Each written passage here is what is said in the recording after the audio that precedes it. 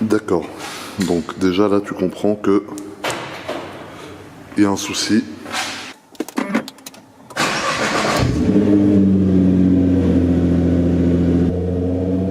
C'est pas sérieux du tout. Franchement, ce n'est pas sérieux du tout.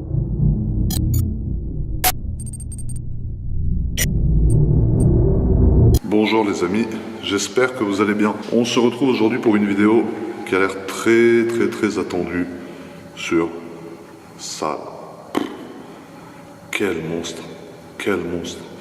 Une vidéo sur la Nissan GT-R Nismo, qui est la version la plus poussée de la Nissan GT-R, voilà, qui est le modèle le plus poussé de chez Nissan, voilà. Alors je ne vois pas trop qu'est-ce que cette voiture a en commun avec une Nissan, voilà, à première vue comme ça a l'air d'être un monstre. On va vous faire un petit tour de l'extérieur, je vais vous montrer, vous allez voir, il y a beaucoup de carbone sur cette voiture. Et vraiment, on a vraiment l'impression que c'est une voiture de course qui est homologuée pour la route. Voilà. Donc n'hésitez pas déjà à m'ajouter sur Instagram, GMK001, où je vous ai mis beaucoup de photos, enfin quelques photos de ce monstre. Et n'hésitez pas aussi à me donner votre avis sur cette voiture dans les commentaires au fur et à mesure de la vidéo. C'est une vidéo que je vais essayer de vraiment bien vous faire avec beaucoup d'angles de vue différents pour vous en faire profiter au maximum, parce qu'il y a beaucoup de gens de ma communauté entre guillemets qui m'ont demandé une vidéo sur cette voiture, donc je vais essayer de bien vous la faire et de bien honorer votre demande en gros. Donc déjà ici on a la 458 Italia. Dites-moi vous, d'après vous, laquelle des deux gagne, voilà, sur un circuit évidemment avec un pilote équivalent, c'est avec le même pilote, laquelle d'après vous serait la plus rapide? Est-ce que ça serait la 458 Italia qui est là ou la Nissan GT-R Nismo? Donc vous voyez à première vue, cette voiture n'a rien à voir avec une Nissan GT-R d'origine.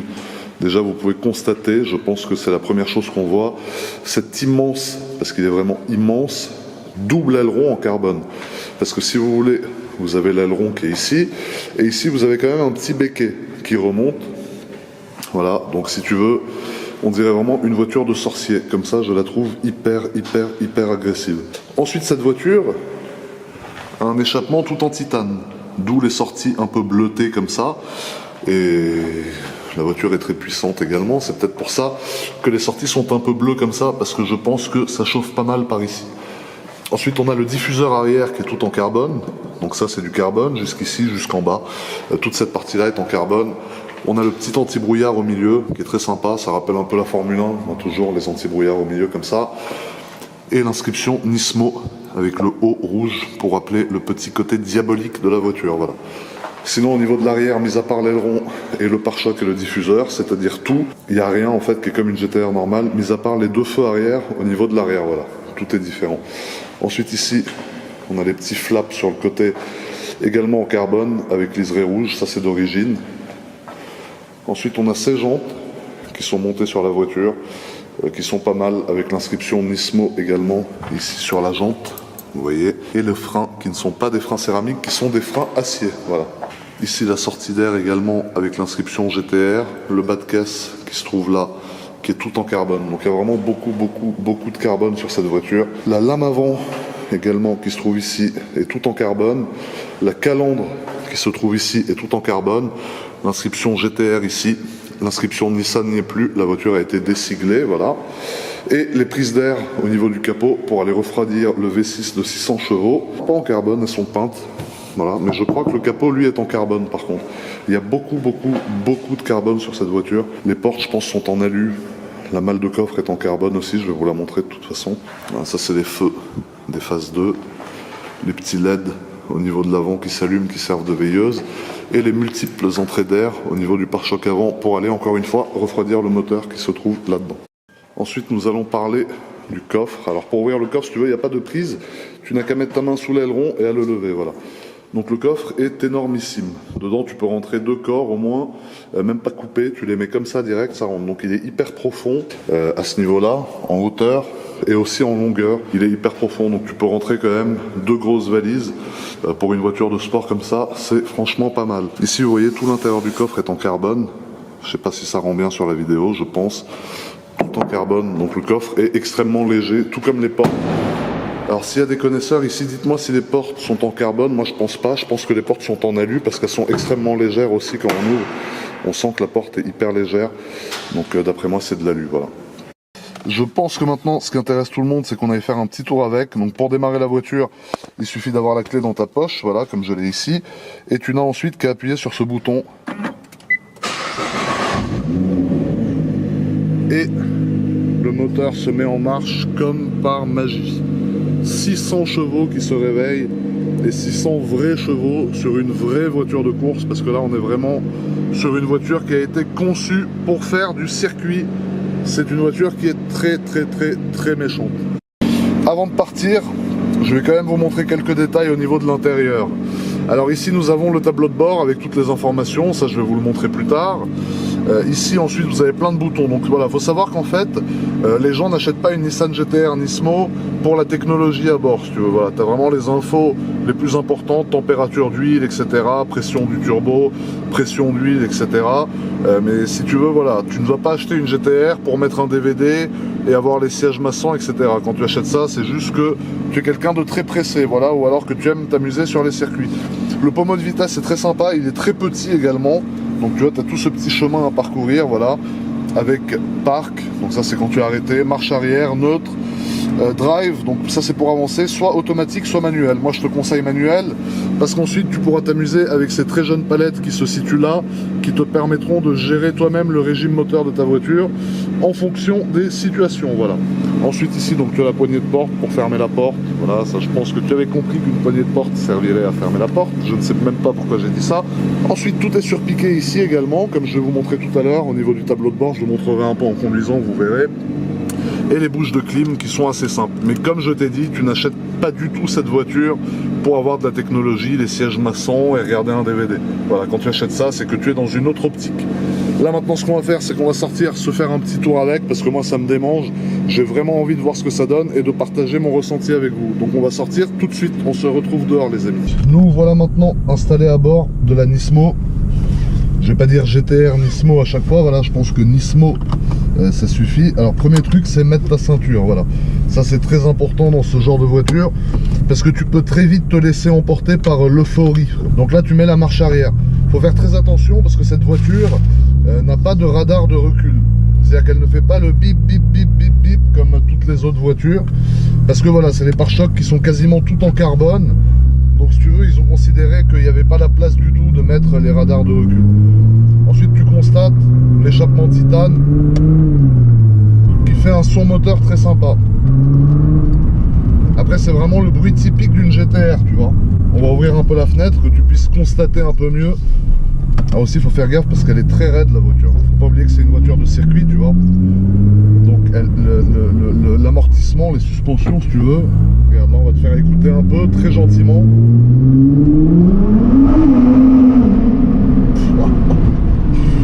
Et c'est un truc de ouf. Franchement, la poussée de cette voiture, mais c'est aberrant.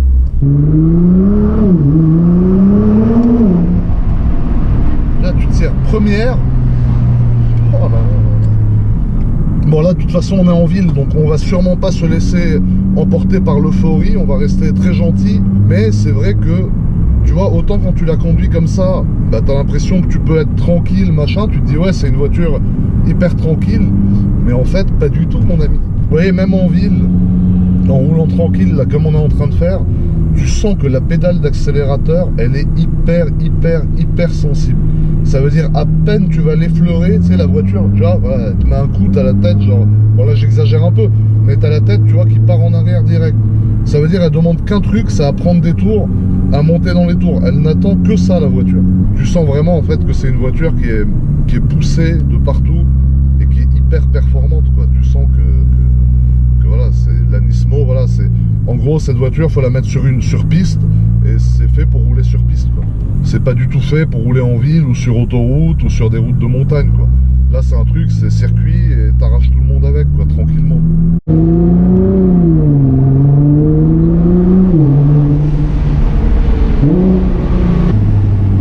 Bah franchement très sympa à conduire. Même en ville pour l'instant là, de ce que je vois.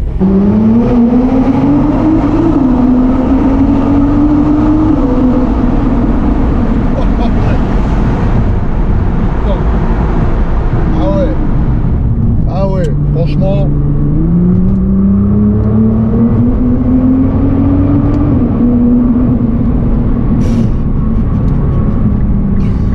Ah non, c'est pas sérieux. Écoute, quand tu sens que t'es en troisième, que t'appuies et que les 4 roues elles partent en glisse, là t'as compris que c'est pas un truc sérieux du tout.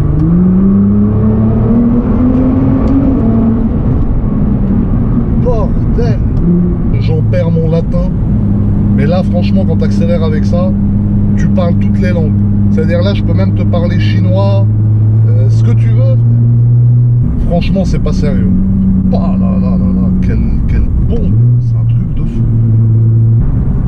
Attends, je remets ma casquette en place. Parce qu'en fait, avec cette voiture, tu vois, la casquette, t'as peur de la perdre, en fait, tu vois.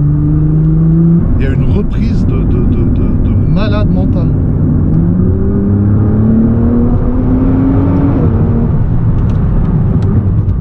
Et le freinage, ça freine, hein. C'est pas des céramiques, mais quand tu freines, tu sens qu'il se passe quelque chose.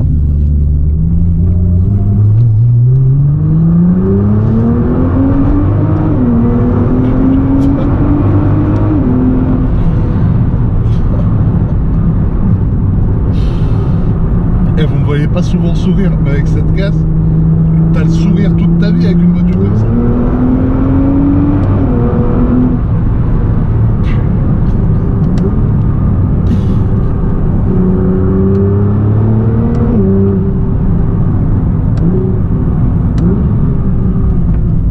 Ah ouais, non, la poussée, franchement.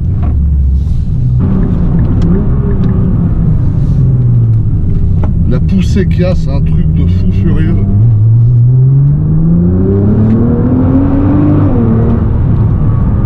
Et la tenue de route, j'en parle même pas. Tu sens que c'est vraiment fait pour faire du circuit. Putain, qu'est-ce que ça tient.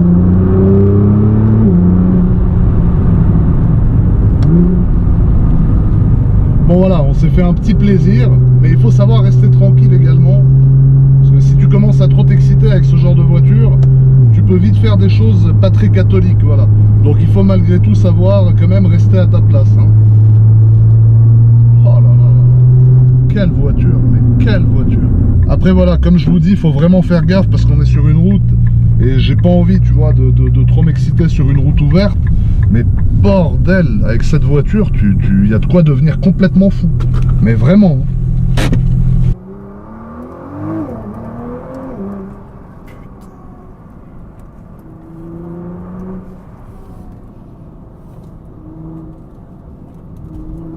T'as la direction, elle est hyper incisive. Et je te dis, tu sens la poussée. Voilà, là on se calme, tu vois. On arrive au 3e rapport, faut couper un peu parce que on est sur la route, faut pas se laisser emporter par l'euphorie, mais je te jure que franchement, j'ai dû le répéter peut-être 100 fois au cours de cette vidéo, mais la poussée, c'est impressionnant. Le souffle que tu as à partir de 3000, 3500 tours, mais c'est effrayant, quoi.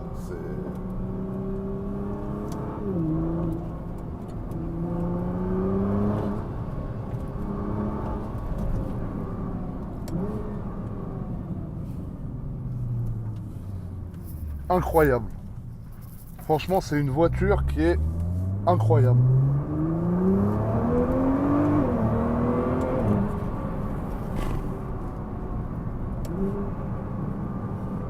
Franchement, si je devais aller sur circuit, je prendrais ni Ferrari, ni RS6, ni C63. Je prends ça direct, sans même réfléchir. T'as même pas besoin de réfléchir une seconde.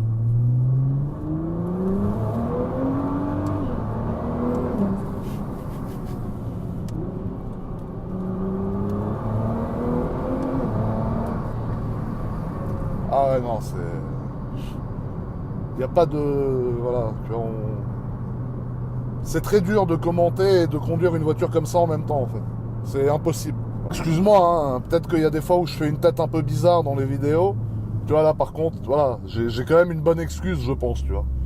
Parce qu'être au volant d'un truc qui tire comme ça, en pleine accélération, ouais, tu vois, j'ai peut-être pas la meilleure tête que j'ai jamais fait.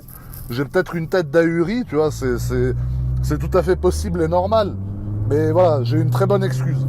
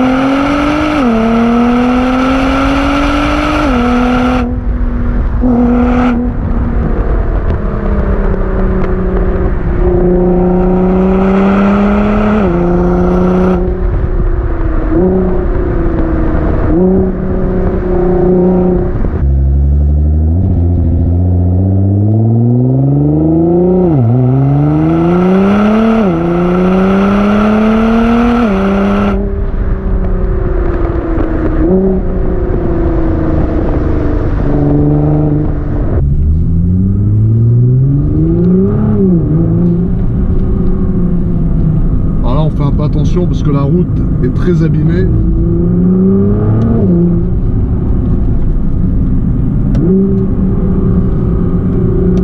Alors déjà dès que tu arrives, il y a tous les oiseaux qui traînent sur la route qui s'envolent.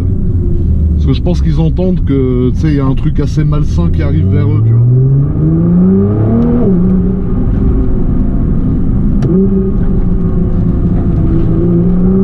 Et tu vois, c'est des routes assez dangereuses, c'est à double sens.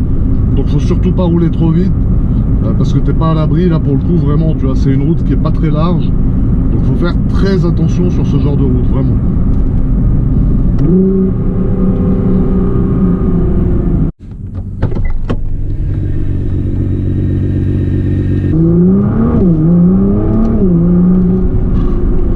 J'en ai marre d'avoir la tête qui part en arrière comme ça, c'est horrible.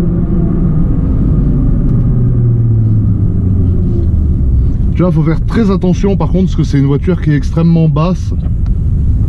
C'est même plus bas qu'une Ferrari, donc ça a tendance, si tu ne fais pas attention, à frotter un peu partout. C'est pour ça qu'il faut vraiment se méfier. Ça va très vite, tu vois, là par exemple un Dodan, tu vois, faut bien le prendre très tranquillement. Il faut savoir que tous les bas de caisse de la voiture sont en carbone, donc dès que tu vas frotter en dessous, ça va frotter sur le carbone direct. C'est quand même assez dommage sur une voiture comme ça. Je sais qu'il y a beaucoup de gens qui connaissent beaucoup mieux les GTR que moi, donc si vous avez des spécifications ou des trucs que j'ai oublié de dire sur cette voiture, n'hésitez pas à utiliser les commentaires pour me le dire, parce que moi je n'ai pas la science infuse, je suis pas le guide Larousse des voitures. Voilà, il y a peut-être des trucs que j'oublie, je suis pas non plus un professionnel, tu vois. Mais si vous avez des choses à rajouter, il y a les commentaires pour ça et vous m'apprendrez des choses, ça sera avec plaisir, voilà. En tout cas, moi je suis très content de vous faire une vidéo sur cette voiture parce que ça fait assez longtemps que des gens de ma communauté, entre guillemets, me demandaient une vidéo avec une GTR. Bon, celle-là n'est pas à moi, elle est un très bon ami à moi qui m'a fait confiance au point de me prêter sa voiture. Attends, là, tu m'excuseras, mais...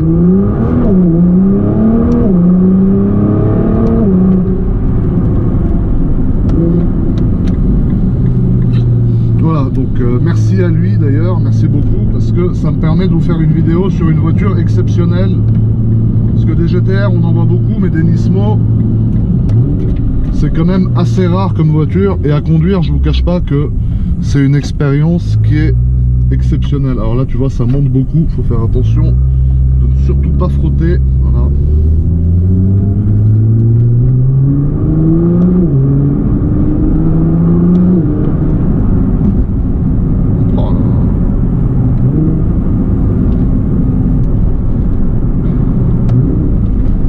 N'oubliez pas les amis de m'ajouter sur Instagram, c'est là que vont se passer les prochains concours pour monter à bord, avec moi pardon, à bord de voitures un peu comme ça, et vous faire partager ça en live, parce que là comme on est en train de faire en vidéo, c'est très sympa, mais je vous garantis que si vous étiez sur le siège passager à côté de moi, ça serait encore plus sympa.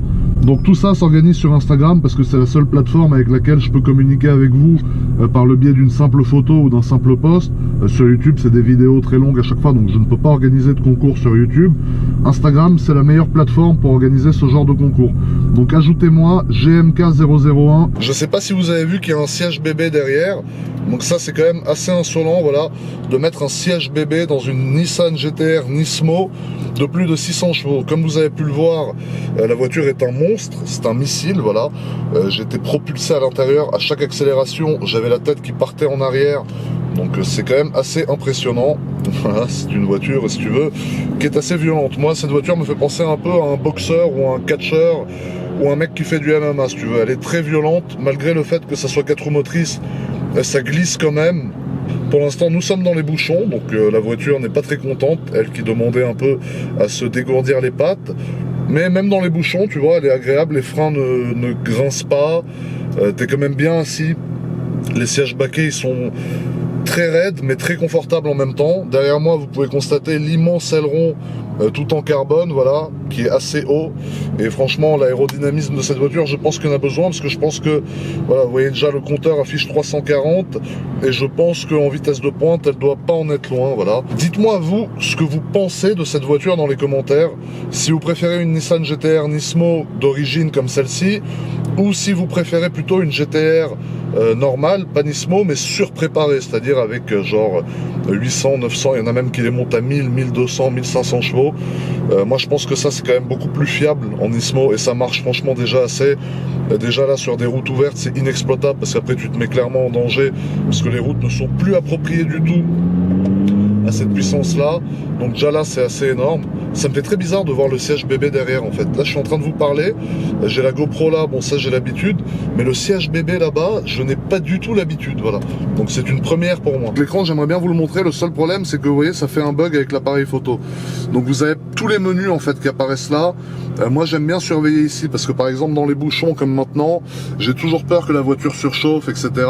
Donc j'aime toujours vérifier. Vous voyez, vous avez la température d'eau, température d'huile, pression d'huile, le compteur donc qui affiche 340 km/h, la zone rouge qui va commencer à 7000 tours minute.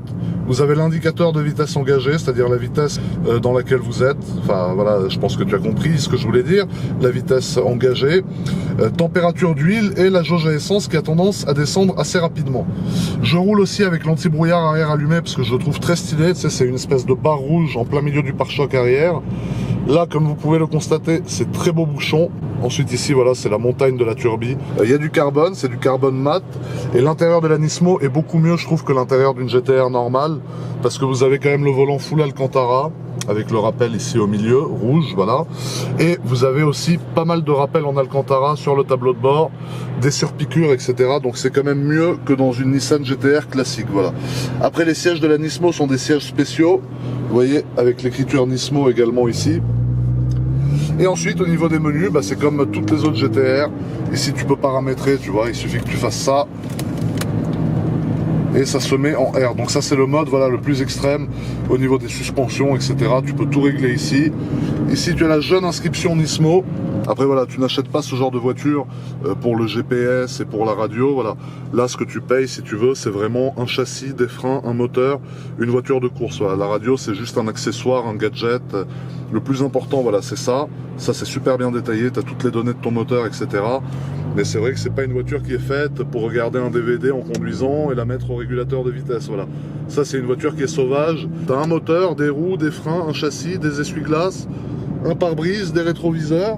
Et basta, tu vois. C'était pas la peine de mettre, comme dans les classes S, des LED pour changer de couleur à l'intérieur. Non, ça, un mec qui achète une Nismo, si tu veux, il s'en fout d'avoir des LED de couleur rose ou verte pour décorer sa voiture quand il monte avec sa femme pour aller au restaurant manger des huîtres.